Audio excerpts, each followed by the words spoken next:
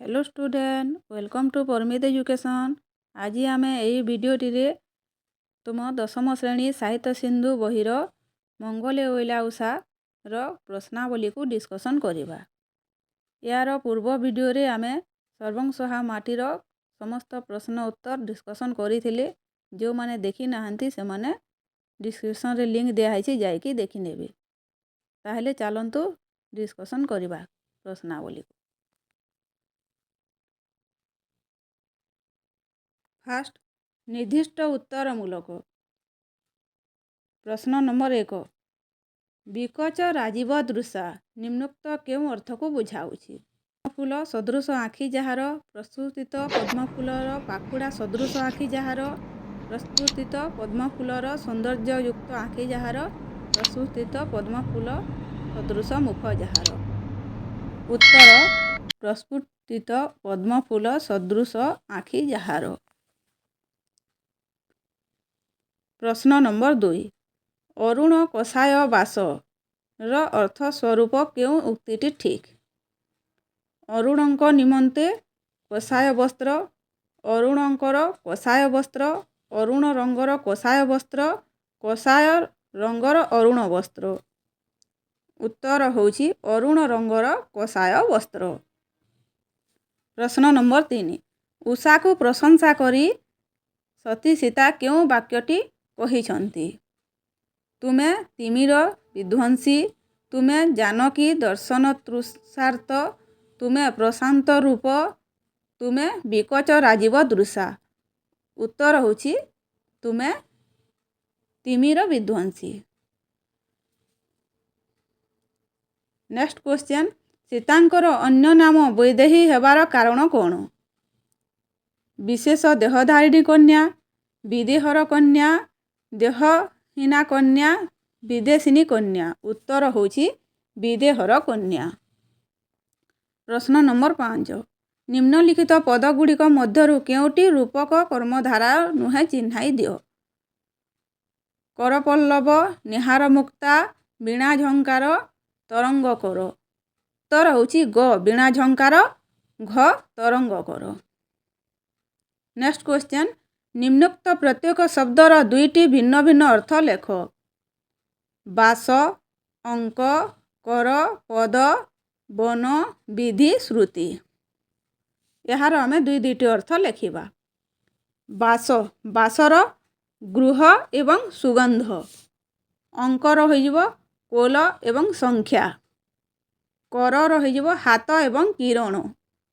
पदर चरण एवं कवितार धाड़ी।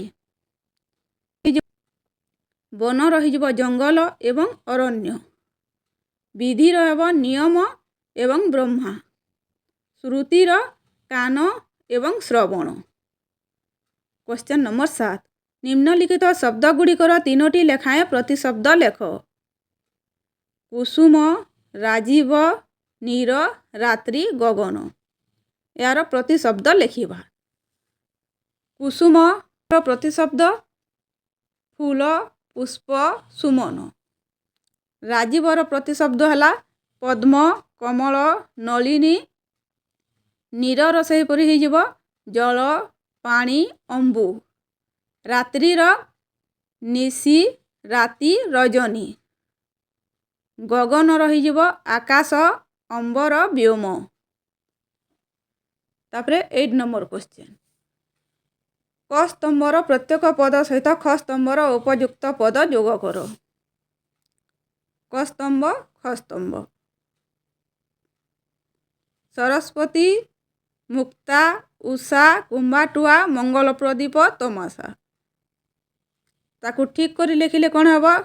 सरस्वती होइजिबो वीणा झंकार, मुक्ता उपहार, उषा सुकुमार देही, कुंभाटुआ स्तव पाठ, मंगल प्रदीप प्रभाती तारा, तमसा आश्रम धात्री। क्वेश्चन नंबर 9 बंधनी मध्यरु उपयुक्त शब्द बाछि शून्यस्थान पूरण कर। क तुम्भ कोमल चरण करे डैश आहरण। किरण ज्योति रश्मि। उत्तर होछि ज्योति। ତୁମ କମଳ ଚରଣ କରେ ଜ୍ୟୋତି ଆହରଣ। ଖ ବନ୍ଦିଲେ ଉଷାର ଡ୍ୟାସ୍ ସବିନୟରେ ପଦ ପାଦ ଚରଣ। ଉତ୍ତର ହୋଇଯିବ ପଦ। ବନ୍ଦିଲେ ଉଷାର ପଦ ସବିନୟରେ। ଗ ଜାନକୀ ଦର୍ଶନ ଡ୍ୟାସ୍ ହୃଦୟ ବହି ଦୃଶା ତୃଷା ଆଶା। ଉତ୍ତର ହୋଇଯିବ ତୃଷା। ଜାନକୀ ଦର୍ଶନ ତୃଷା ହୃଦୟ ବହି। ଘ ପ୍ରାଙ୍ଗଣେ କୁସୁମ ବିଞ୍ଚି ସୁବାସିତ ଡ୍ୟାସ୍ ଚିଞ୍ଚି ନୀର ଜଳ ସଲିଳ। ଉତ୍ତର ହେଉଛି ନୀର। ପ୍ରାଙ୍ଗଣେ କୁସୁମ ବିଞ୍ଚି ସୁବାସିତ ନୀର ଛିଞ୍ଚି। ତାପରେ ଆସିଲା କ୍ଷୁଦ୍ର ଉତ୍ତରମୂଳକ। 10 ନମ୍ବର ଦର୍ଶନ ଦିଅ ସତୀ ରାତି ପାହିଲା। ଏ କଥା କିଏ କାହାକୁ କହିଛନ୍ତି? ଉତ୍ତର ଏହା ଉଷା ସତୀ ଶିରୋମଣି ସୀତାଙ୍କୁ କହିଛନ୍ତି। 11 ନମ୍ବର ବାଲ୍ମୀକି ଆଶ୍ରମକୁ ଉଷା କାହିଁକି ଆଗମନ କରିଥିଲେ ବୋଲି ବର୍ଣ୍ଣିତ ହୋଇଛି? ଉତ୍ତର ଉଷା ରାଣୀ ସତୀ ଶିରୋମଣି ସୀତାଙ୍କୁ ଦର୍ଶନ କରିବାକୁ ବାଲ୍ମୀକି ଆଶ୍ରମକୁ ଆଗମନ କରିଥିଲେ ବୋଲି ବର୍ଣ୍ଣିତ ହୋଇଛି।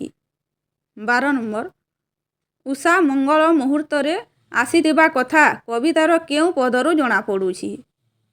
ଉତ୍ତର କବିତାରେ ପ୍ରଥମ ପଦ ମଙ୍ଗଳେ ଅଇଲା ଉଷା ରାତି ପାହିଲାରୁ ଉଷା ମଙ୍ଗଳମୟ ମୁହୂର୍ତ୍ତରେ ଆସିଥିବା କଥା ଜଣାପଡ଼ୁଛି। 13 ନମ୍ବର କ୍ୱେଶ୍ଚନ୍ ଉଷା ଉପହାର ସ୍ୱରୂପ କ'ଣ ଆଣିଛନ୍ତି?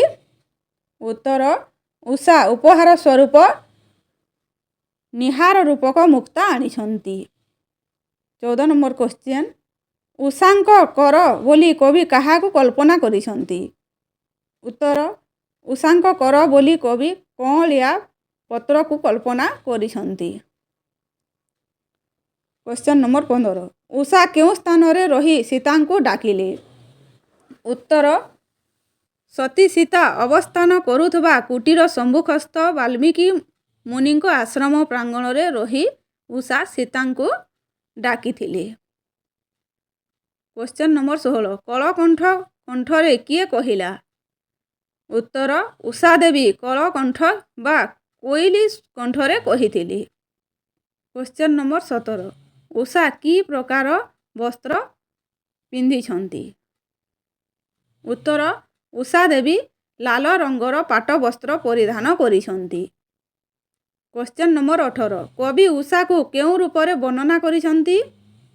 ଉତ୍ତର କବି ଉଷାକାଳୀନ ପ୍ରକୃତି ବର୍ଣ୍ଣନା କରିବାକୁ ଯାଇ ଉଷାଙ୍କୁ ଏକ ମୂର୍ତ୍ତିମତୀ ରୂପସୀ ନାରୀ ରୂପେ ଚିତ୍ରିତ କରିଛନ୍ତି। ଉଷାକୁ ଯୋଗେଶ୍ୱରୀ ରୂପରେ ବର୍ଣ୍ଣନା କରିଛନ୍ତି। କ୍ୱେଶ୍ଚନ୍ ନମ୍ବର 19 ମର୍ତ୍ତ୍ୟଭୁବନକୁ ଉଷା ଆସିବାର ଉଦ୍ଦେଶ୍ୟ କ'ଣ? ଉତ୍ତର ସତୀ ସୀତାଙ୍କର ଦୁଃଖ ଦୂର କରି ତାଙ୍କୁ ନବଜୀବନ ପ୍ରଦାନ କରିବା ହିଁ ଥିଲା ଉଷା ଦେବୀଙ୍କର ମର୍ତ୍ତ୍ୟଭୁବନକୁ ଆଗମନର ଉଦ୍ଦେଶ୍ୟ। ପ୍ରଶ୍ନ ନମ୍ବର 20 ସୀତାଙ୍କୁ ଅଭିନନ୍ଦନ ଜଣାଇବା ପାଇଁ ଉଷା କି ବ୍ୟବସ୍ଥାମାନ କରାଇଥିଲେ? ଉତ୍ତର ସୀତାଙ୍କୁ ଅଭିନନ୍ଦନ ଜଣାଇବା ପାଇଁ ଉଷା ରାଣୀ ସଙ୍ଗୀତ ନୃତ୍ୟ ବାଦ୍ୟ ତଥା ସ୍ତୁତି ପାଠର ବ୍ୟବସ୍ଥାମାନ କରାଇଥିଲେ। ନେକ୍ସଟ କ୍ୱେଶ୍ଚନ୍ ଉଷା ସୀତାଙ୍କୁ ସତୀ ରାଜ୍ୟ ରାଣୀ ବୋଲି ସମ୍ବୋଧନ କଲେ କାହିଁକି? ଉତ୍ତର ଅଯୋଧ୍ୟା ରାଜ୍ୟର ରାଣୀ ରଘୁକୁଳ ବଧୂ ସୀତା ହିଁ ଅଗ୍ନି ପରୀକ୍ଷା ଦେଇ ସ୍ତ୍ରୀୟ ସତୀତ୍ୱର ପରାକାଷ୍ଠା ପ୍ରଦର୍ଶନ କରିଥିବାରୁ କବି ତାଙ୍କୁ ସତୀ ରାଜ୍ୟ ରାଣୀ ଅର୍ଥାତ୍ ସତୀ ଶିରୋମଣି ବୋଲି ସମ୍ବୋଧନ କରିଛନ୍ତି। କ୍ୱେଶ୍ଚନ୍ ନମ୍ବର 22 ସରସ୍ୱତୀଙ୍କ ବୀଣା ଝଙ୍କାର ସହିତ କାହାକୁ ତୁଳନା କରାଯାଇଛି? ଉତ୍ତର ଆଶ୍ରମ ନିବାସୀ ମୁନିମାନଙ୍କ ମୁଖ ନିଃସୃତ ବେଦଧ୍ୱନି ତଥା ଉଚ୍ଚ ଓଙ୍କାର ଶବ୍ଦକୁ କବି ସରସ୍ୱତୀଙ୍କ ବୀଣା ଝଙ୍କାର ସହିତ ତୁଳନା କରିଛନ୍ତି। କ୍ୱେଶ୍ଚନ୍ ନମ୍ବର 23 ଏହାଦ୍ୱାରା ବନଭୂମିରେ କି ପରିବର୍ତ୍ତନ ଆସିଲା? ଉତ୍ତର ମନ୍ତ୍ର ବଳରେ ଶକ୍ତି ବୃଦ୍ଧି ହେବା ପରି ଏହାଦ୍ୱାରା ବନଭୂମି କ୍ରମଶଃ ଉଜ୍ଜ୍ୱଳ ହୋଇଉଠିଲା। କ୍ୱେଶ୍ଚନ୍ ନମ୍ବର 24 ଅନୁକମ୍ପା କିଏ? ଉତ୍ତର ବ୍ରହ୍ମଚାରିଣୀ ଅନୁକମ୍ପା ଆଶ୍ରମବାସିନୀ ଜଣେ ତପସ୍ୱିନୀ। Question number 25। ଅନୁକମ୍ପା ସୀତାଙ୍କୁ କ'ଣ କହିଲେ? ଉତ୍ତର, ଦର୍ଶନାଭିଳାଷୀ ଉଷାଙ୍କୁ ଦର୍ଶନ ଦେଇ ସନ୍ତୁଷ୍ଟ କରିବା ସହିତ କୋଳରେ ଧରି ପରମ ସୁଖ ଲାଭ କରିବାକୁ ଚାହିଁ ରହିଥିବା ତମସାର ଆଶା ପୂର୍ଣ୍ଣ କରିବା ନିମନ୍ତେ ଶଯ୍ୟା ତ୍ୟାଗ କରିବା ନିମନ୍ତେ ଅନୁକମ୍ପା ସତୀ ସୀତାଙ୍କୁ କହିଥିଲେ। Question number 26। ସୀତାଙ୍କ ହୃଦୟରେ ପ୍ରତିବିମ୍ବିତ ବୀର ରାମ ମୂର୍ତ୍ତିକୁ କବି କାହାପରି ବୋଲି କହିଛନ୍ତି? ଉତ୍ତର, ସୀତାଙ୍କ ହୃଦୟରେ ପ୍ରତିବିମ୍ବିତ ବୀର ରାମ ମୂର୍ତ୍ତିକୁ କବି ପଦ୍ମିନୀ ହୃଦୟସ୍ଥ ଶିଶିର ବିନ୍ଦୁରେ ପତିତ ସୂର୍ଯ୍ୟଙ୍କର ଖରରଶ୍ମିର ପ୍ରତିବିମ୍ବ ପରି ବୋଲି କହିଛନ୍ତି। Question number 27। ସୀତାଙ୍କ ହୃଦୟ ଶୋକ ଜର୍ଜରିତ ହେବାର କାରଣ କ'ଣ? ଉତ୍ତର, ରଘୁବୀର ଶ୍ରୀରାମଚନ୍ଦ୍ରଙ୍କ ଦ୍ୱାରା ସୀତା ନିର୍ବାସିତା ହୋଇଥିବାରୁ ତାଙ୍କ ହୃଦୟ ଶୋକ ଜର୍ଜରିତ ହୋଇଥିଲା। Question number 28। ସୀତା ଉଷାଙ୍କ ପଦବନ୍ଦନା କରି କ'ଣ କହିଲେ? ଉତ୍ତର, ସୀତା ଉଷାଙ୍କ ପଦବନ୍ଦନା କରି ତାଙ୍କୁ ସଂସାରରେ ଅନ୍ଧକାର ବିନାଶିନୀ ତଥା ସୂର୍ଯ୍ୟୋଦୟର ସୂଚକ ହେବା ପାଇଁ କହିଥିଲେ। Next question. ଉଷାଙ୍କୁ ଶୁଭ୍ର ସୌରଭ ରସିକେ ବୋଲି ସୀତା କହିଲେ କାହିଁକି? ଉତ୍ତର, ଉଷାଙ୍କ ଆଗମନରେ ସଂସାର ଶୁଭ୍ର ସୌରଭରେ ପରିପୂର୍ଣ୍ଣ ହୋଇ ଉଠୁଥିବାରୁ ସୀତା ତାଙ୍କୁ ଶୁଭ୍ର ସୌରଭ ରସିକେ ବୋଲି କହିଛନ୍ତି। Question number 30। ଶୁଭ ସମ୍ବାଦିନୀ ହୁଅ ରଘୁବଂଶୀକେ ଏକଥା କିଏ କାହାକୁ କହିଛନ୍ତି? ଉତ୍ତର, ଶୁଭ ସମ୍ବାଦିନୀ ହୁଅ ରଘୁବଂଶୀକେ ଏକଥା ସତୀ ସୀତା ଉଷା ରାଣୀଙ୍କୁ କହିଛନ୍ତି। Question number 31। ତମସାକୁ ଆଶ୍ରମଧାତ୍ରୀ ବୋଲି କାହିଁକି କୁହାଯାଇଛି? ଉତ୍ତର, ତମସା ତାର ତୀରରେ ଅବସ୍ଥିତ ମହର୍ଷି ବାଲ୍ମୀକିଙ୍କ ଆଶ୍ରମର ସମସ୍ତ ଆବଶ୍ୟକତାକୁ ପବିତ୍ର ଜଳହାର ପୂର୍ଣ୍ଣ କରି ଧାତ୍ରୀ ପରି ପାଳନ କରୁଥିବାରୁ ତାକୁ ଆଶ୍ରମଧାତ୍ରୀ ବୋଲି କୁହାଯାଇଛି। Question number 32। ତମସା ନଦୀ କି ଆୟୋଜନ କରି ସତୀ ସୀତାଙ୍କର ଆଗମନକୁ ଅପେକ୍ଷା କରିଥିଲେ? ଉତ୍ତର, ତମସା ନଦୀ ପ୍ରାଙ୍ଗଣରେ କୁସୁମ ବିଞ୍ଚି ସୁବାସିତ ଜଳ ସିଞ୍ଚନ କରି ପ୍ରଭାତୀ ତାରାକୁ ମଙ୍ଗଳ ପ୍ରଦୀପ ରୂପେ ପ୍ରଜ୍ୱଳନ କରି ସୀତାଙ୍କର ଆଗମନକୁ ଅପେକ୍ଷା କରିଥିଲେ। Question number 33। ତମସା ନଦୀ ସୀତାଙ୍କୁ କିପରି ସ୍ୱାଗତ ଜଣାଇଥିଲା? ଉତ୍ତର, ତମସା ନଦୀ ସ୍ୱୟଂ ତରଙ୍ଗ ରୂପକ କରକୁ ପ୍ରସାରିତ କରି ସୀତାଙ୍କୁ କୋଳରେ ଧରି ସ୍ନେହାଲିଙ୍ଗନ ପୂର୍ବକ ସ୍ୱାଗତ ଜଣାଇଥିଲା। Question number 34। ସୀତାଙ୍କୁ ଲାଭ କରି ତମସା ନିଜକୁ ଭାଗ୍ୟବତୀ ବୋଲି ଭାବିଛନ୍ତି କାହିଁକି? ଉତ୍ତର, ସଂସାରର ସତୀ ଶିରୋମଣି ରଘୁକୁଳ ବଧୂ ଜନକ ନନ୍ଦିନୀ ସୀତାଙ୍କୁ କୋଳରେ ଧରି ସ୍ନେହାଲିଙ୍ଗନ କରିଥିବାରୁ ତମସା ନିଜକୁ ଭାଗ୍ୟବତୀ ବୋଲି ଭାବିଛନ୍ତି। ତାପରେ ଆସିଲା ସରଳାର୍ଥ। 35 ନମ୍ବର। ଦେବା ପାଇଁ ନବଜୀବନ ସ୍ୱର୍ଗକୁ ଓହ୍ଲାଇଛନ୍ତି ମର୍ତ୍ତ୍ୟ ଭୁବନ। ତାକୁ ସରଳାର୍ଥରେ ଲେଖିବା। ଦେବା ପାଇଁ ଟିକେ ଡଟ୍ ଦେଇକି ମର୍ତ୍ତ୍ୟ ଭୁବନ। ତାପରେ ଉକ୍ତ ପଦ୍ୟାଂଶଟି ସ୍ୱଭାବ କବି ଗଙ୍ଗାଧର ମେହେରଙ୍କ ଦ୍ୱାରା ରଚିତ ତପସ୍ୱିନୀ କାବ୍ୟର ଚତୁର୍ଥ ସର୍ଗରୁ ସଂଗୃହୀତ। ମଙ୍ଗଳେ ଅଇଲା ଉଷା କବିତାରୁ ଆନୀତ। ଏଠାରେ କବି ଉଷାର ମହତ୍ତ୍ୱ ପ୍ରତିପାଦନ କରିଛନ୍ତି। ତାପରେ ମଙ୍ଗଳମୟ ମୁହୂର୍ତ୍ତ ବା ବ୍ରହ୍ମ ମୁହୂର୍ତ୍ତକୁ ଉଷା କାଳ କୁହାଯାଏ। ଏହି ଉଷା କାଳ ରାତ୍ରିର ବିଦାୟ ତଥା ସୂର୍ଯ୍ୟୋଦୟର ବାର୍ତ୍ତା ପ୍ରଦାନ କରେ। ରାତ୍ରି କାଳରେ ଭୂତପ୍ରାୟ ପଡ଼ି ରହିଥିବା ଜୀବଜଗତ ସୂର୍ଯ୍ୟୋଦୟରେ ନବଜୀବନ ପାଇ ଚଳଚଞ୍ଚଳ ହୋଇ ଉଠନ୍ତି। ସଂସାର ବୁକୁରୁ ଦୁଃଖ ରାଶି ଅପସରି ଯାଇ ଆରମ୍ଭ ହୁଏ ସୁଖଦ ଜୀବନ। ସେହି ଦୁଃଖ ହରିଣୀ ନବଜୀବନ ପ୍ରଦାୟିନୀ ଉଷାରାଣୀ ସତୀ ଶିରୋମଣି ସୀତାଙ୍କୁ ଦର୍ଶନ କରିବାର ଅଭିଳାଷ ନେଇ ମହର୍ଷି ବାଲ୍ମୀକିଙ୍କ ଆଶ୍ରମରେ ସୀତାଙ୍କ କୁଟୀର ସମ୍ମୁଖସ୍ଥ ପ୍ରାଙ୍ଗଣରେ ଉପସ୍ଥିତ ହୋଇଛନ୍ତି। ରଘୁବୀର ଶ୍ରୀରାମଚନ୍ଦ୍ରଙ୍କ ଦ୍ୱାରା ନିର୍ବାସିତ ହୋଇ ଶୋକ ସନ୍ତପ୍ତ ଚିତ୍ତରେ ବିଶ୍ରାମ ନେଇଥିବା ସୀତାଙ୍କୁ ରାତି ପାହିବାର ସୂଚନା ଦେଇଛନ୍ତି। ସତେ ଯେପରି କୌଣସି ଯୋଗେଶ୍ୱରୀ ସତୀଙ୍କ ଦୁଃଖ ରାଶି ଦୂର କରି ତାଙ୍କୁ ନବଜୀବନ ପ୍ରଦାନ କରିବା ପାଇଁ ସ୍ୱର୍ଗରୁ ମର୍ତ୍ତ୍ୟମଣ୍ଡଳକୁ ଅବତରଣ କରିଛନ୍ତି ଏବଂ ସୀତାଙ୍କ ମନରେ ବିଶ୍ୱାସ ପ୍ରଦାନ କରିବା ପାଇଁ ଅମୃତ ମଧୁର ଭାଷାରେ ଆଶ୍ୱାସନାର ବାଣୀ ଶୁଣାଇ ଶଯ୍ୟା ତ୍ୟାଗ କରିବାକୁ ଆହ୍ୱାନ କରିଛନ୍ତି। ପ୍ରକୃତି ଉପରେ ମାନବତ୍ୱର ଆରୋପ ତଥା କବିଙ୍କ ଦାର୍ଶନିକ ଦୃଷ୍ଟିକୋଣ ବାସ୍ତବିକ ହୃଦୟସ୍ପର୍ଶୀ। ନେକ୍ସଟ ସରଳାର୍ଥ ବୈକୁଣ୍ଠେ ଦେଇ ତୃପତି ଅନନ୍ତ ଶ୍ରୁତି କି ଗତି ବିହିଲା କି ସରସ୍ୱତୀ ବୀଣା ଝଙ୍କାର। ତାକୁ ଏମିତି ଲେଖିବା ବୈକୁଣ୍ଠେ ଦେଇ ସରସ୍ୱତୀ ବୀଣା ଝଙ୍କାର। ଉକ୍ତ ପଦ୍ୟାଂଶଟି ପ୍ରକୃତି କବି ଗଙ୍ଗାଧର ମେହେରଙ୍କ ଦ୍ୱାରା ପ୍ରଣୀତ ତପସ୍ୱିନୀ କାବ୍ୟରୁ ସଂଗୃହୀତ ମଙ୍ଗଳେ ଅଇଲା ଉଷା ଶୀର୍ଷକ ପଦ୍ୟରୁ ଆନିତ। ଏଠାରେ କବି ପବିତ୍ର ବେଦମନ୍ତ୍ରର ଉଚ୍ଚାରଣରେ ସମଗ୍ର ବ୍ରହ୍ମାଣ୍ଡ କିପରି ଉଦ୍ବେଳିତ ହୋଇଉଠେ ତାହା ବର୍ଣ୍ଣନା କରିଛନ୍ତି। ଭାରତବର୍ଷ ମୁନି ଋଷିମାନଙ୍କର ଦେଶ। ବେଦ ଏ ଦେଶର ଆଦ୍ୟ ଗ୍ରନ୍ଥ ତଥା ଜ୍ଞାନର ଉତ୍ସ। ଉଷାକାଳ ଆଗମନରେ ଆଶ୍ରମ ନିବାସୀ ମୁନିଗଣ ସ୍ନାନ ତର୍ପଣ ସମାପ୍ତ କରି ପବିତ୍ର ବେଦମନ୍ତ୍ର ଉଚ୍ଚାରଣ କରନ୍ତି। ଦେବୀ ସରସ୍ୱତୀଙ୍କ ବୀଣାର ଝଙ୍କାରରେ ସ୍ୱର୍ଗରୁ ମର୍ତ୍ତ୍ୟ ପର୍ଯ୍ୟନ୍ତ ଯେପରି ଆନ୍ଦୋଳିତ ହୋଇଉଠେ ସେହିପରି ମୁନି ମୁଖ ନିଃସୃତ ସ୍ୱରର ବେଦଧ୍ୱନି ତଥା ଉଚ୍ଚ ଓଙ୍କାର ଶବ୍ଦ ଶ୍ୟାମଳ ବନଭୂମିକୁ ମୁଖରିତ କରି ଗଗନ ଭେଦି ବୈକୁଣ୍ଠରେ ବୈକୁଣ୍ଠପତିଙ୍କୁ ପରମ ତୃପ୍ତି ପ୍ରଦାନ କରିବା ସହ ପୃଥିବୀର ନିମ୍ନସ୍ତରକୁ ମଧ୍ୟ ଗତି କରି ପୃଥିବୀକୁ ମସ୍ତକରେ ଧାରଣ କରିଥିବା ଶ୍ରୁତିସ୍ରବା ବାସୁକୀକୁ ମଧ୍ୟ ଆମୋଦିତ କରେ। ଭାରତବର୍ଷର ପ୍ରାଚୀନ ସଂସ୍କୃତିର ନିଦର୍ଶନ କରିବା କବି ଲେଖନୀରେ ଜୀବନ୍ତ ହୋଇଉଠିଛି। ତାପରେ 37 ନମ୍ବର କ୍ୱେଶ୍ଚନ୍ ଭାଗ୍ୟବତୀ ମତେ ସଂସାରେ ବୋଲିବେ ତୋ ଯୋଗୁ ଏକା ପର ସଂସାରେ। ଉତ୍ତର ଭାଗ୍ୟବତୀ ଏକା ପର ସଂସାରେ। ଉକ୍ତ ପଦ୍ୟାଂଶଟି ସ୍ୱଭାବ କବି ଗଙ୍ଗାଧର ମେହେରଙ୍କ ଦ୍ୱାରା ପ୍ରଣୀତ ତପସ୍ୱିନୀ କାବ୍ୟରୁ ସଂଗୃହୀତ ମଙ୍ଗଳେ ଅଇଲା ଉଷା ଶୀର୍ଷକ ପଦ୍ୟରୁ ଆନିତ। ଏଠାରେ କବି ସତୀ ଶିରୋମଣି ସୀତାଙ୍କୁ କୋଳରେ ଧରି ତମସା ନଦୀ କିପରି ନିଜକୁ ଭାଗ୍ୟବତୀ ମନେ କରିଛି ତାହା ବର୍ଣ୍ଣନା କରିଛନ୍ତି। ପ୍ରକୃତି କବି ପ୍ରକୃତି ଉପରେ ମାନବତ୍ୱର ଆରୋପ କରିଛନ୍ତି।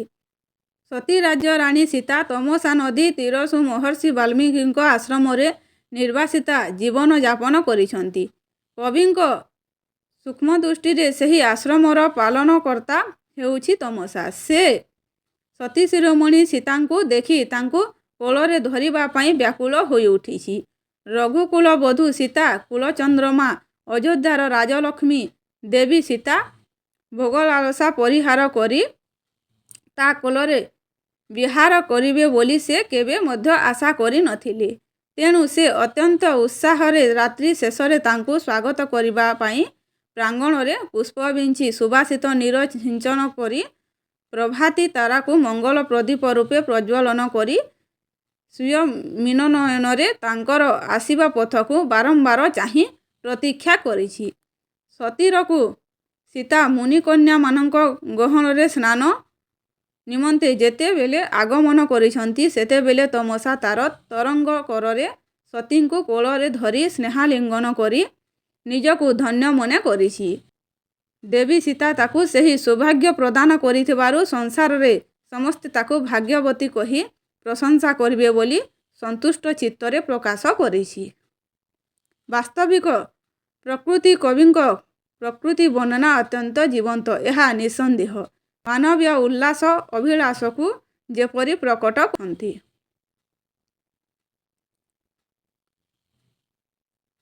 ନେକ୍ସଟ କ୍ୱେଶ୍ଚନ୍ ଶୁଭ୍ର ସୌରଭ ରସିକେ ଶୁଭ ସମ୍ବାଦିନୀ ହୁଅ ରଘୁବଂଶୀକେ। ବ୍ୟାଖ୍ୟା ଶୁଭ୍ର ସୌରଭ ରଘୁବଂଶୀକେ। ଉକ୍ତ ପଦ୍ୟାଂଶଟି ପ୍ରକୃତି କବି ଗଙ୍ଗାଧର ମେହେରଙ୍କ ପ୍ରଣୀତ ତପସ୍ୱିନୀ କାବ୍ୟର ଚତୁର୍ଥ ସ୍ୱର୍ଗରୁ ସଂଗୃହୀତ ମଙ୍ଗଳେ ଅଇଲା ଉଷା ଶୀର୍ଷକ କବିତାରୁ ଆନିତ। ଏଠାରେ କବି ଭାରତୀୟ ପରମ୍ପରାରେ ସତୀ ନାରୀର ସତୀତ୍ୱର ପରାକାଷ୍ଠା ପ୍ରତିପାଦନ କରିଛନ୍ତି। ଭାରତୀୟ ସଂସ୍କୃତିରେ ପତିବ୍ରତା ନାରୀର ସ୍ଥାନ ସବୁଠାରୁ ଊର୍ଦ୍ଧ୍ୱରେ। ଯେକୌଣସି ସମୟରେ ଯେଉଁ ଅବସ୍ଥାରେ ଥିଲେ ମଧ୍ୟ ନିଜ ପତିଙ୍କର ମଙ୍ଗଳ କାମନା କରିଥାଏ। ସତୀ ଶିରୋମଣି ଦେବୀ ସୀତା ରଘୁବୀରଙ୍କ ଦ୍ୱାରା ନିର୍ବାସିତ ହୋଇ ବାଲ୍ମୀକିଙ୍କ ଆଶ୍ରମରେ ଅବସ୍ଥାନ କରିଥିବା ବେଳେ ତାଙ୍କ ନିକଟରେ ଉପସ୍ଥିତ ହୋଇଛନ୍ତି ଉଷାରାଣୀ। ଦେବୀ ସୀତା ନମ୍ରତା ଭାରତୀୟ ସଂସ୍କୃତିରେ ପତିବ୍ରତା ନାରୀର ସ୍ଥାନ ସବୁଠାରୁ ଊର୍ଦ୍ଧ୍ୱରେ। ସେ ଯେକୌଣସି ସମୟରେ ଯେଉଁ ଅବସ୍ଥାରେ ଥିଲେ ମଧ୍ୟ ନିଜ ପତିଙ୍କର ମଙ୍ଗଳ କାମନା କରିଥାଏ। ସତୀ ଶିରୋମଣି ଦେବୀ ସୀତା ରଘୁବୀରଙ୍କ ଦ୍ୱାରା ନିର୍ବାସିତ ହୋଇ ବାଲ୍ମୀକିଙ୍କ ଆଶ୍ରମରେ ଅବସ୍ଥାନ କରୁଥିବା ବେଳେ ତାଙ୍କ ନିକଟରେ ଉପସ୍ଥିତ ହୋଇଛନ୍ତି ଉଷାରାଣୀ। ଦେବୀ ସୀତା ନମ୍ରତା ପୂର୍ବଜ ତାଙ୍କ ପଦବନ୍ଦନା କରି ତାଙ୍କୁ ସଂସାରର ତିମିର ବିଧ୍ୱଂସୀ ଓ ସୂର୍ଯ୍ୟୋଦୟର ପ୍ରତୀକ ବୋଲି କହି ପ୍ରଶଂସା କରିଛନ୍ତି। ତାଙ୍କ ଆଗମନରେ ସଂସାରର ଶୁଭ୍ରଜ୍ୟୋତିରେ ଉଦ୍ଭାସିତ ହେବାର ସୌରଭରେ ହୋଇ ଉଠେ ଆମୋଦିତ। ଚତୁର୍ଦିଗରେ ଭରିଯାଏ ଶୁଭ୍ର ସୌରଭର ପୁଷ୍ପିତ ବିକାଶ। ତାଙ୍କ ଆଗମନରେ ହିଁ ଘଟିଥାଏ ରବି ଆଗମନର ସେ ସୂଚକ।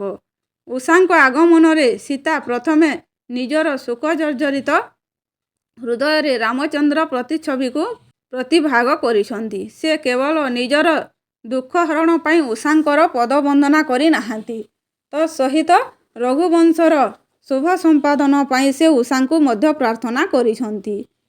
ବାସ୍ତବରେ ସୀତାଙ୍କର ଚାରିତ୍ରିକ ବୈଶିଷ୍ଟ୍ୟର ଏହି ସ୍ୱରୂପ ତାଙ୍କ ଚରିତ୍ରକୁ ଆହୁରି ଜାଜ୍ୱଲ୍ୟମାନ କରିପାରିଛି। ତାପରେ ଆସିଲା ଦୀର୍ଘ ଉତ୍ତରମୂଳକ। Question number 39। ପଠିତ କବିତା ଅନୁସରଣରେ ବାଲ୍ମୀକି ଆଶ୍ରମର ପ୍ରଭାତକାଳୀନ ପ୍ରାକୃତିକ ସୌନ୍ଦର୍ଯ୍ୟ ବର୍ଣ୍ଣନା କର। ଉତ୍ତର। ଆଧୁନିକ ଓଡ଼ିଆ କାବ୍ୟ ସାହିତ୍ୟର ଅମର ସ୍ରଷ୍ଟା ସ୍ୱଭାବ କବି ଗଙ୍ଗାଧର ମେହେରଙ୍କ ଶାଶ୍ୱତ ସୃଷ୍ଟି ନିଶ୍ଚୟ। ତାଙ୍କ ଅନିର୍ବାଚନୀୟ କବି ପ୍ରତିଭାର ଯଥାର୍ଥ ପରିଚୟ ପ୍ରଦାନ କରେ। ପ୍ରକୃତିକୁ ଜୀବନ ସତ୍ତାରେ ରୂପାନ୍ତରିତ କରି ପାଠକ ସମ୍ମୁଖରେ ପ୍ରକାଶ କରାଇବାର କଳା କୌଶଳ ତଦୀୟ ନୈସର୍ଗିକ ପ୍ରତିଭାର ପରିଚାୟକ।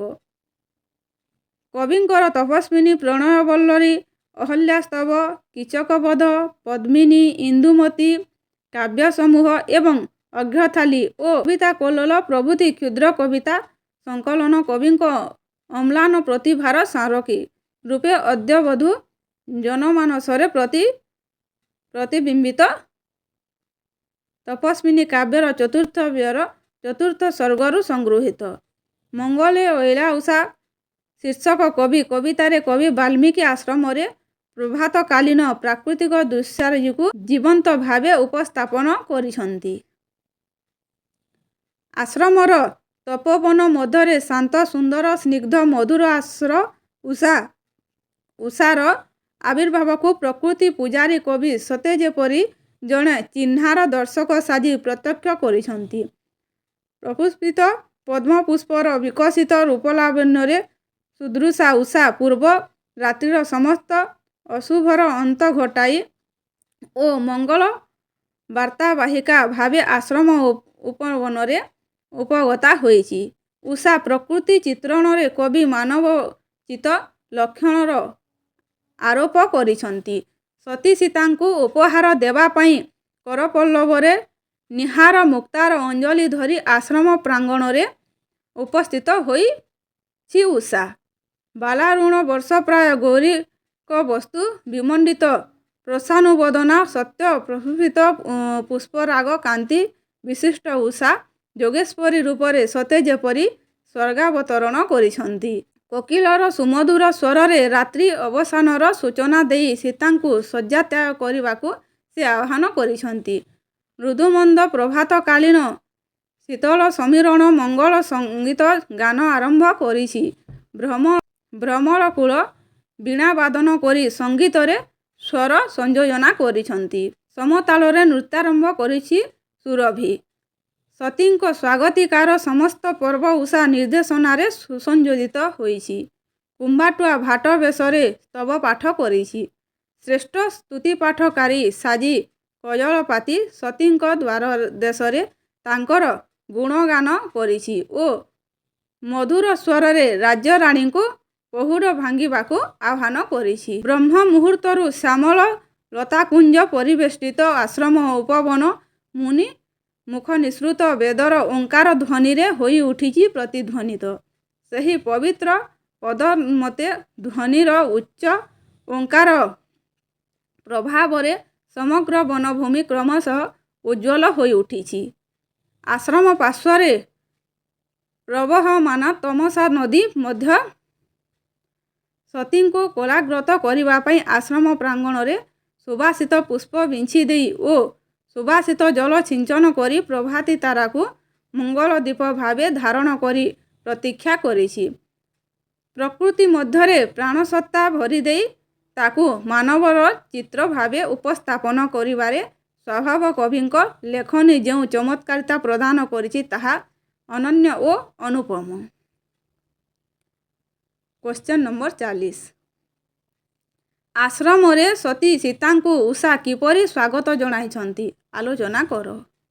ଉତ୍ତର ଉତ୍କଳ ଭାରତୀଙ୍କ ବରପୁତ୍ର ସ୍ୱଭାବ କବି ଗଙ୍ଗାଧର ମେହେର ଏକାଧାରରେ ଥିଲେ ଅନେକ ପ୍ରତିଭାବନ୍ଧ କାବ୍ୟଶିଳ୍ପୀ, ପ୍ରକୃତିବାଦୀ, ସୌନ୍ଦର୍ଯ୍ୟ ପିପାସୁ, ସ୍ୱଦେଶ ପ୍ରେମୀ, ଯୁଗ ସଚେତନକ ତଥା ସମନ୍ୱୟାତ୍ମକ ସାରସ୍ୱତ ସ୍ରଷ୍ଟା।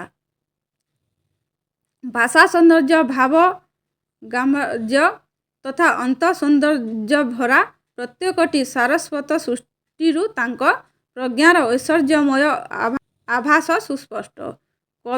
କବିଙ୍କ ସୃଷ୍ଟି ନିଚୟ ମଧ୍ୟରେ ତପସ୍ୱିନୀ, ପ୍ରଣୟବଲ୍ଲରୀ, କୀଚକବଧ, ଇନ୍ଦୁମତୀ, ପଦ୍ମିନୀ, ଅଯୋଧ୍ୟା ଦୃଶ୍ୟ ତଥା ଉତ୍କଳ ଲକ୍ଷ୍ମୀ ଆଦି କାବ୍ୟସମୂହ ତଥା କ୍ଷୁଦ୍ର ଗୀତ ସଂକଳନ ମଧ୍ୟରେ ଅର୍ଘ୍ୟଥାଳୀ, କୃଷକ ସଙ୍ଗୀତ, କବିତାମାଳା ଓ କବିତା କଲ୍ଲୋଳ ଆଦି କବିଙ୍କ ଅମ୍ଳାନ ପ୍ରତିଭାର ପରିଚୟ ପ୍ରଦାନ କରେ। ପ୍ରକୃତିକୁ ମାନବ ଚରିତ୍ର ଭଳି ଉପସ୍ଥାପନ କରିବାରେ କବି ଗଙ୍ଗାଧରଙ୍କ ସିଦ୍ଧହସ୍ତା ପ୍ରଣିଧାନ ଯୋଗ୍ୟ। ସତୀ ସୀତା ଗଭୀର ଅନୁର୍ବେଦନା ଓ ବିଷାଦିତ ପ୍ରାଣରେ ରାତ୍ରି ଯାପନ କରିବା ପରେ ନବପ୍ରଭାତରେ ସାନୁ ଶୀତଳ ସ୍ନିଗ୍ଧ ମଧୁର ବାଲ୍ମୀକି ଆଶ୍ରମ ଓ ତତ୍ ସଂଲଗ୍ନ ତପୋବନରେ ଉଷା ଆବିର୍ଭୂତ ହୋଇଛି।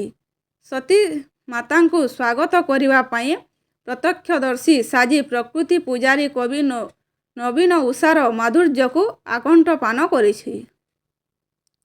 କବି କଳ୍ପନାରେ ସମସ୍ତ ମାନବୀୟ ଗୁଣରେ ଭୂଷିତା ଉଷା ଜଣେ ସହୃଦୟ ସମ୍ବେଦନଶୀଳା ନାରୀ ଭାବରେ ଆବିର୍ଭୂତା ହୋଇଛି ଆଶ୍ରମ ପରିବେଶରେ। ଜଗନ୍ମାତା ସୀତାଙ୍କୁ ଦର୍ଶନ କରିବାର ଅଭିଳାଷ ନେଇ ଉପହାର ହସ୍ତରେ ଉଷା ଅପେକ୍ଷା କରିଛନ୍ତି ସତୀଙ୍କ ବାସବାହାର ପ୍ରାଙ୍ଗଣରେ। ସର୍ବମଙ୍ଗଳମୟତାର ସୂଚନା ପ୍ରଦାନ କରି ମଙ୍ଗଳମୟୀ ଉଷା ବିକଶିତ ପଦ୍ମପୁଷ୍ପର ସୌନ୍ଦର୍ଯ୍ୟରେ ସୁରୁଷା ହୋଇ ଆଶ୍ରମ ପ୍ରାଙ୍ଗଣରେ ସତୀ ମାତା ସୀତାଙ୍କ ଦର୍ଶନ ପିପାସା ଚରିତାର୍ଥ କରିବା ଉଦ୍ଦେଶ୍ୟରେ ଅପେକ୍ଷା କରିଛନ୍ତି। ସୀତାଙ୍କୁ ଉପହାର ଦେବା ପାଇଁ ତାଙ୍କ କରପଲ୍ଲବରେ ରହିଛି ନୀହାର ମୁକ୍ତାର ଅଞ୍ଜଳି। ଶ୍ରୁତି ସୁଖଦାୟୀ କୋକିଳର କୋମଳ ମଧୁର କୁହୁତାନରେ ସତୀଙ୍କୁ ନିଦ୍ରାଭଙ୍ଗ କରିବା ପାଇଁ ଆହ୍ୱାନ କରିଛନ୍ତି ସେ।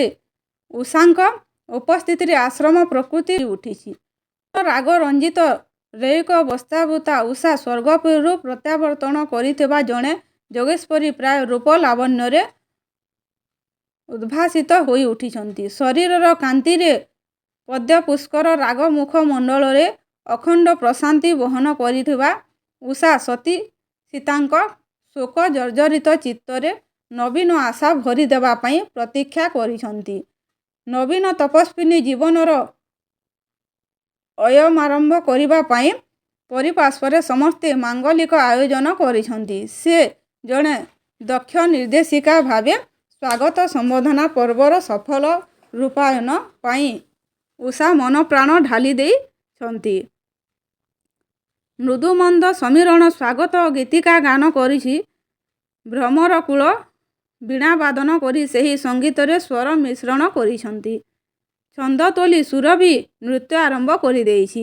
କୁମ୍ଭାଟୁଆ ଭାଟ ଭୂମିକାରେ ସ୍ତବ ପାଠ କରୁଥିବା ବେଳେ କଜଳପାତି ଶ୍ରେଷ୍ଠ ସ୍ତୁତି ପାଠକାରୀ ଭାବେ ସତୀଙ୍କ ଗୁଣ କୀର୍ତ୍ତନ କରିଛି ଓ ଲଳିତ ମଧୁର ସ୍ୱରରେ ସତୀଙ୍କୁ ଶଯ୍ୟା ତ୍ୟାଗ କରିବାକୁ ଅନୁରୋଧ କରିଛନ୍ତି। ସତୀ ସୀତାଙ୍କୁ ସ୍ୱାଗତ କରିବା ପାଇଁ ଉଷାଙ୍କର ସକଳ ଆୟୋଜନ ଆଶ୍ରମ ସାନୁ ପବିତ୍ର ଅମୃତମୟ ମନୋହର ବାତାବରଣରେ ମଞ୍ଜୁଳତା ଭରି ଦେଇଛି। କବିଙ୍କ ଲେଖନୀରେ ସତେ ଯେପରି ସମଗ୍ର ପ୍ରକୃତି ଜୀବନ ମାନବୀୟ ରୂପ ଧରି ପାଠକ ସମ୍ମୁଖରେ ଉଭା ହୋଇଛି। କ୍ୱେଶ୍ଚନ୍ ନମ୍ବର 41 ପଠିତ କବିତାରୁ କବିଙ୍କର ପ୍ରକୃତି ଚିତ୍ରଣର ବିଶେଷତ୍ୱ ଲେଖ। ଉତ୍ତର ଆଧୁନିକ ଓଡ଼ିଆ କାବ୍ୟ ସାହିତ୍ୟକୁ ସ୍ୱୟଂ ପ୍ରତିଭା ଭାବରେ ସମୁଭାଷିତ କରିବାରେ ସ୍ୱଭାବ କବି ଗଙ୍ଗାଧର ମେହେରଙ୍କ ଅସାଧାରଣ କାଳନିପୁଣ୍ୟ ସର୍ବଜନ ସ୍ୱୀକାର୍ଯ୍ୟ। ତାଙ୍କ ଅମ୍ଳାନ କବି ପ୍ରତିଭାର ସ୍ମାରକୀ ଭାବେ ତପସ୍ୱିନୀ, ପ୍ରଣୟବଲ୍ଲରୀ, ଇନ୍ଦୁମତୀ, ପଦ୍ମିନୀ, କୀଚକବଧ, ଅଯୋଧ୍ୟା ଦୃଶ୍ୟ ଓ ଉତ୍କଳଲକ୍ଷ୍ମୀ ପ୍ରଭୃତି କାବ୍ୟ ସମୂହ ତଥା କୃଷକ ସଙ୍ଗୀତ, କବିତାମାଳା, କବିତା କଲ୍ଲୋଳ ଓ ଅର୍ଘ୍ୟଥାଳୀ ଆଦି କ୍ଷୁଦ୍ର ଗୀତ ସଂକଳନ ଉତ୍କଳ ସାହିତ୍ୟ ଭଣ୍ଡାରର ଅମୂଲ୍ୟ ରତ୍ନତୁଲ୍ୟ ଚିର ଯଦିପମାନ। କବିତା ମଙ୍ଗଳେ ଅଇଲା ଉଷା କବିଙ୍କର ଶ୍ରେଷ୍ଠ କୃତି ତପସ୍ୱିନୀ କାବ୍ୟର ଚତୁର୍ଥ ସ୍ୱର୍ଗରୁ ସଂଗୃହୀତ କାବ୍ୟାଂଶ। ବାଲ୍ମୀକି ଆଶ୍ରମରେ ନିର୍ବାସିତ ସତୀ ମାତା ଜାନକୀଙ୍କୁ ପ୍ରକୃତିର ସ୍ୱାଗତ ସମ୍ଭାଷଣ କବିଙ୍କ ଲେଖନୀ ନିବନ୍ଧ ହୋଇ ଉଠିଛି। ପ୍ରକୃତିକୁ ମାନବ ଚରିତ୍ର ଭାବେ ଉପସ୍ଥାପନ କରିବାରେ କବି ଗଙ୍ଗାଧରଙ୍କ ସିଦ୍ଧହସ୍ତତା କବିତାର ଛତ୍ରେ ଛତ୍ରେ ପ୍ରତିଫଳିତ ହୋଇଛି। ଜଡ଼ ପ୍ରକୃତିରେ ଜୀବନ୍ୟାସ କରି ତାକୁ କ୍ରିୟାଶୀଳ କରିବାରେ କବି ତାଙ୍କ ସୃଷ୍ଟି ସମୂହରେ ଯେଉଁ ସାତ୍ତ୍ୱିକ ମାୟା ରଚନା କରିଛନ୍ତି ତାହା ଅନ୍ୟ କୌଣସି ବାକ୍ୟ କବିତାରେ ପରିଦୃଷ୍ଟ ହୁଏ ନାହିଁ। ପ୍ରତିକର୍ତ୍ତୃକ ନିର୍ବାସିତା ଅଯୋଧ୍ୟା ରାଜଲକ୍ଷ୍ମୀ ସତୀ ସୀତାଙ୍କ ପ୍ରତି ନିଧାନ ବିରୁଦ୍ଧରେ ପ୍ରକୃତି ହିଁ ଦୃଢ଼ ସ୍ୱର ଉତ୍ତୋଳନ କରିଛି। କାବ୍ୟର ପ୍ରଥମାଂଶରେ ଜାନକୀଙ୍କ ବାଲ୍ମୀକି ଆଶ୍ରମରେ ପ୍ରଥମ ରାତ୍ରି ଯାପନ ପରେ ନବପ୍ରଭାତର ବ୍ରହ୍ମ ମୁହୂର୍ତ୍ତରେ ଉଷା ଉପସ୍ଥିତ ହୋଇଛି ଆଶ୍ରମ ପରିବେଶରେ। ଉଷାକୁ ଜଣେ ସମ୍ବେଦନଶୀଳା, ସ୍ନେହମୟୀ, ବାତ୍ସଲ୍ୟମୟୀ, ମମତାମୟୀ ସହଚାରୀ ଚରିତ୍ରରେ କବି ଉପସ୍ଥାପନ କରିଛନ୍ତି। ପ୍ରକୃତି ଉଷା ରୂପରେ ସୀତାଙ୍କ ଦୁର୍ଭାଗ୍ୟ ଓ କାରୁଣ୍ୟଭରା ଜୀବନଧାରାରେ ପ୍ରଥମ ସହଚରୀ ଭାବରେ ସମଭାଗୀ ହୋଇ ସୀତାଙ୍କୁ ଶଯ୍ୟାତ୍ୟାଗ କରିବାକୁ ଆହ୍ୱାନ କରିଛି। ଅଯୋଧ୍ୟା ରାଜଲକ୍ଷ୍ମୀଙ୍କୁ ଆଶ୍ରମ ଜୀବନର ଆୟମାରମ୍ଭ ପାଇଁ ସ୍ୱାଗତ କରିବାକୁ ପ୍ରକୃତି ଉଷା ଭୂମିକା ହୋଇଛି ଅବତୀର୍ଣ୍ଣା। ବିକଶିତ ପଦ୍ମପୁଷ୍ପ ସମ ସୁଦୃଶା ରେୟିକବସନା ଉଷା ଯୋଗେଶ୍ୱରୀ ରୂପରେ ଉପାଗତ ହୋଇଛି। ପଲ୍ଲବରେ ନୀହାର ରୂପକ ମୁକ୍ତାର ଅଞ୍ଜଳି ଧରି ଆଶ୍ରମ ପ୍ରାଙ୍ଗଣରେ ସତୀ ଦର୍ଶନ ପାଇଁ ସେ ପ୍ରତୀକ୍ଷା କରିଛି। କୋକିଳର ସୁମଧୁର କୁହୁତାନ ମାଧ୍ୟମରେ ରାତ୍ରି ଅବସାନର ସୂଚନା ଦେଇ ଦର୍ଶନ ପ୍ରଦାନ କରିବାକୁ ଉଷା ଆମନ୍ତ୍ରଣ କରିଛି ଜାନକୀଙ୍କୁ। ଆଶ୍ରମ ପରିବେଶରେ ପ୍ରଭାତକାଳୀନ ପ୍ରକୃତି ସତୀ ସମ୍ବର୍ଦ୍ଧନା ପର୍ବର ସମସ୍ତ ପ୍ରସ୍ତୁତି ଆରମ୍ଭ କରିଦେଇଛି। ପ୍ରକୃତିର ପ୍ରତିଟି ଉପାଦାନରେ ଜୀବନ୍ୟାସ ଦେଇ ତାକୁ ପାଠକ ସମ୍ମୁଖରେ ଅବତୀର୍ଣ୍ଣ କରାଇବା ହେଉଛି ସ୍ୱଭାବ କବିଙ୍କ ଲେଖନୀର ବୈଶିଷ୍ଟ୍ୟ। ମହର୍ଷି ବାଲ୍ମୀକି ଆଶ୍ରମ ଉପବନ ଉପକଣ୍ଠ ଦେଇ ପ୍ରବାହିତ ତମସା ନଦୀକୁ କବି ଆଶ୍ରମଧାତ୍ରୀ ଭାବେ କଳ୍ପନା କରିଛନ୍ତି। ସତୀ ସୀତାଙ୍କୁ କୋଳାଗ୍ରତ କରି ତାଙ୍କ ସାନ୍ନିଧ୍ୟ ଲାଭ ପାଇଁ ତମସା ହୃଦୟର ବ୍ୟାକୁଳତା କବିଙ୍କ ଲେଖନୀରେ ରୂପାୟିତ ହୋଇଛି। ସତୀଙ୍କୁ ସ୍ୱାଗତ କରିବା ପାଇଁ ଆଶ୍ରମ ପ୍ରାଙ୍ଗଣରେ ସୁବାସିତ କୁସୁମ ବିଞ୍ଚି ଦେଇ ତୀରଦେଶ ପର୍ଯ୍ୟନ୍ତ ପ୍ରଲମ୍ବିତ ପଥରେ ସୁବାସିତ ଜଳ ସିଞ୍ଚନ କରାଇଛି ସେ। ପ୍ରଭାତୀ ତାରାରୂପୀ ମଙ୍ଗଳ ପ୍ରଦୀପ ଧାରଣ କରି ସ୍ୱୟଂ ମିନନରେ ସତୀଙ୍କ ବାଟ ଚାହିଁ ବସିଛି ସେ। ମୁନିକନ୍ୟାଙ୍କ ଗହଣରେ ସତୀମାତା ନଦୀରେ ସ୍ନାନ ନିମନ୍ତେ ପ୍ରବେଶ କରିବା ମାତ୍ରେ ତରଙ୍ଗ ରୂପୀ କରରେ ସୀତାଙ୍କୁ ଆଲିଙ୍ଗନାବଦ୍ଧ କରିଛି ତମସା। ସତୀଙ୍କୁ କୋଳାଗ୍ରତ କରିଥିବାରୁ ତାର ଜୀବନ ଧନ୍ୟ ହୋଇଛି ବୋଲି କୃତଜ୍ଞତାରେ ଶତମୁଖ ହୋଇ ଉଠିଛି ସେ। ଶେଷ ପ୍ରଶ୍ନ କବି ଗଙ୍ଗାଧର ମେହେରଙ୍କ ଲେଖନୀରେ ପ୍ରକୃତି ମାନବ ବୋଲି ସମ୍ବେଦନଶୀଳ। ପଠିତ କବିତାରୁ ଭିତ୍ତି କରି ଆଲୋଚନା କର।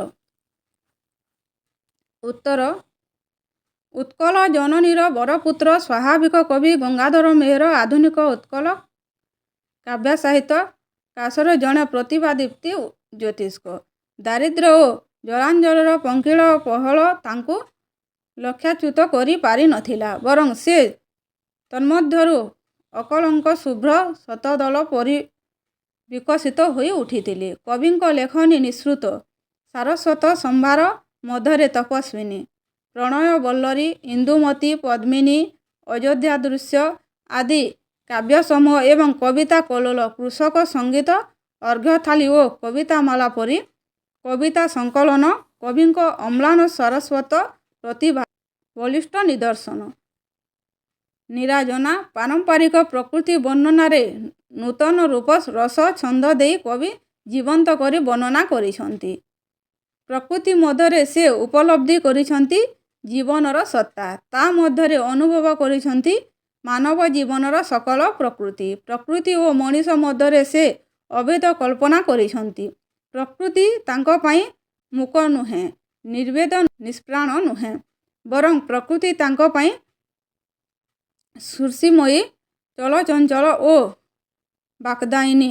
ଆଲୋଚ୍ୟ କବିତାରେ ପ୍ରକୃତିର ପ୍ରତ୍ୟେକଟି ଉପାଦାନ ରକ୍ତ ମାଂସ ଦେହଧାରୀ ମଣିଷ ପରି ସମ୍ବେଦନଶୀଳ। ସତୀ ସୀତାଙ୍କ ଦର୍ଶନ ପିପାସା ଉପଗତ ନେଇ ପ୍ରକୃତି ଉଷା ରୂପରେ ବାଲ୍ମୀକି ଆଶ୍ରମରେ ଉଭା ହୋଇଛନ୍ତି।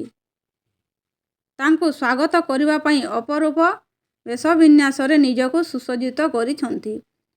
ବାଲାରୁଣ ବର୍ଣ୍ଣନ ପ୍ରାୟ ଗୌରୀଙ୍କ ବସ୍ତ୍ର ପରିହିତା ଅଙ୍ଗ ସୌଷ୍ଠବରେ ସଦ୍ୟ ସୁବାସିତ କୁସୁମ ବିମଣ୍ଡିତ ହୋଇ ପୁରୁଷ ବର୍ଷା ଉଷା ଯୋଗେଶ୍ୱରୀ ବେଶରେ ସତେ ଯେପରି ସ୍ୱର୍ଗରାଜ୍ୟରୁ ମର୍ତ୍ତ୍ୟ ଅବତରଣ କରିଛନ୍ତି।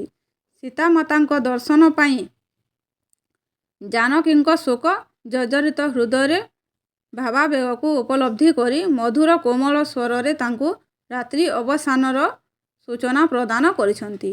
କୋକିଳର କୁହୁତାନ ମାଧ୍ୟମରେ ବୈଦେହୀଙ୍କ ବିଷାଦିତ ପ୍ରାଣରୁ ଦୁଃଖରାଶି ଅନୁମୋଦନ କରିବା ନିମନ୍ତେ ଓ ନୂତନ ଆଶ୍ୱାସନା ଭରିଦେବା ନିମନ୍ତେ ସ୍ୱାଗତିକା ପର୍ବର ସମସ୍ତ ଆୟୋଜନ ମଧ୍ୟ କରିଛନ୍ତି ସେ। ସତୀଙ୍କ ଦର୍ଶନାଭିଳାଷୀ ଉଷା ଉପହାର ସତୀ ନିମନ୍ତେ ପଲ୍ଲବ ରୂପୀ ହସ୍ତରେ ଧରିଛନ୍ତି ନୀହାର ମୁକ୍ତାର ଅଞ୍ଜଳି। ସମୀର ଭ୍ରମର ରୂପକ ମୁକ୍ତା ସୁରଭି କୁମ୍ଭାଟୁଆ ଓ କଜଳପାତି ଆଦି ସମସ୍ତେ ମାନବୀୟ ଆଚରଣ ପ୍ରଦର୍ଶନ କରିଛନ୍ତି। ତପସ୍ୱିନୀ ସୀତା ଓ ମଙ୍ଗଳମୟୀ ଉଷାଙ୍କ ମଧ୍ୟରେ ଉକ୍ତି ପ୍ରତ୍ୟୁକ୍ତି ପରି ସୀତା ତମସା ନଦୀ ମଧ୍ୟରେ ଉଷା ଓ ତମସା ନଦୀଙ୍କ ମାନବୀୟ ସମ୍ବେଦନଶୀଳତା, ବାତ୍ସଲ୍ୟ ସ୍ନେହ ତଥା ଅନାବିଳ ମମତ୍ୱବୋଧ ସ୍ପଷ୍ଟ ପରିଦୃଷ୍ଟ ହୁଏ। ତମସା ନଦୀ ମନର ତୃପ୍ତି, ମମତାବଳ, ସ୍ନେହ ଆଦର ଆଲିଙ୍ଗନ ତଥା ପ୍ରଶଂସା ଗାନରେ ଉତ୍ଫୁଲ୍ଲିତ ହେବା ଆଦି ମାନବୀୟ ଗୁଣାବଳୀର ପରିଚାୟକ ହୋଇପାରିଛି। ଏହି ଥିଲା ମଙ୍ଗଲେ ଅଇଲା ଉଷାର ସମସ୍ତ ପ୍ରଶ୍ନ ଅଭ୍ୟାସ। ଏହି ଭିଡ଼ିଓଟିକୁ ନିଜ ସାଙ୍ଗସାଥିମାନଙ୍କ ସହିତ ସେୟାର କରନ୍ତୁ ଏବଂ ସବସ୍କ୍ରାଇବ୍ କରନ୍ତୁ। ଧନ୍ୟବାଦ।